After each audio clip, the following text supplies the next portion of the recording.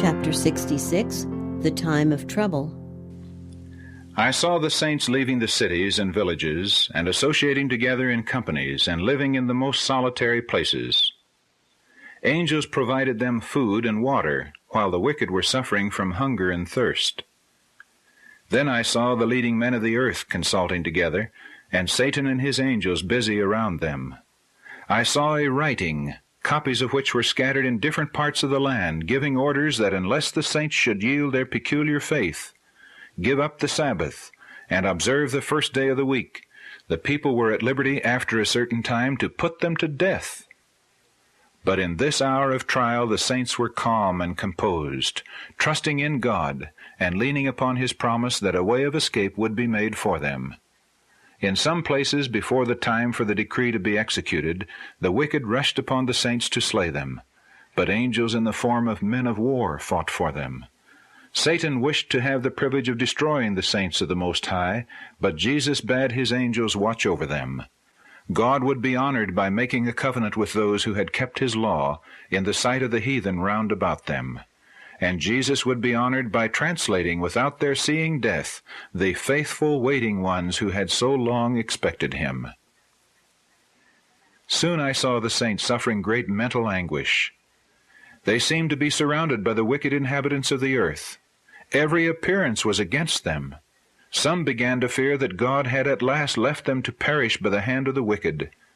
But if their eyes could have been opened, they would have seen themselves surrounded by angels of God. Next came the multitude of the angry wicked, and next a mass of evil angels, hurrying on the wicked to slay the saints. But before they could approach God's people, the wicked must first pass this company of mighty holy angels. This was impossible.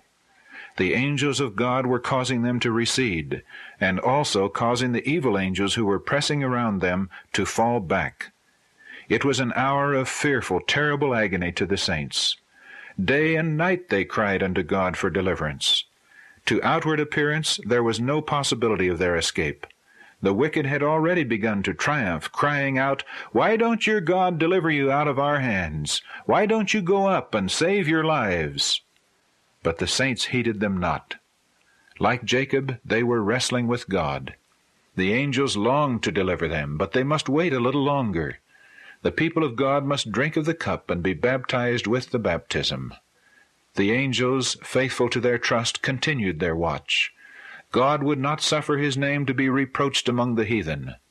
The time had nearly come when He was to manifest His mighty power and gloriously deliver His saints. For His name's glory He would deliver every one of those who had patiently waited for Him, and whose names were written in the book. I was pointed back to faithful Noah. When the rain descended and the flood came, Noah and his family had entered the ark, and God had shut them in. Noah had faithfully warned the inhabitants of the antediluvian world, while they had mocked and derided him.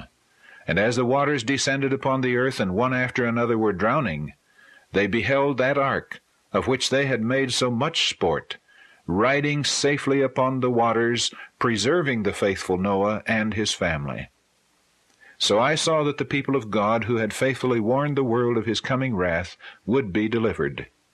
God would not suffer the wicked to destroy those who were expecting translation, and who would not bow to the decree of the beast or receive his mark. I saw that if the wicked were permitted to slay the saints, Satan and all his evil host and all who hate God would be gratified.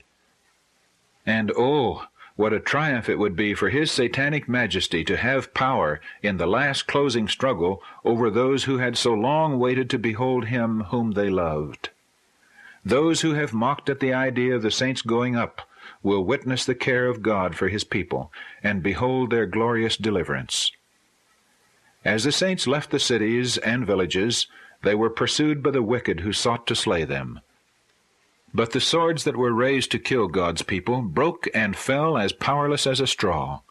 Angels of God shielded the saints. As they cried day and night for deliverance, their cry came up before the Lord.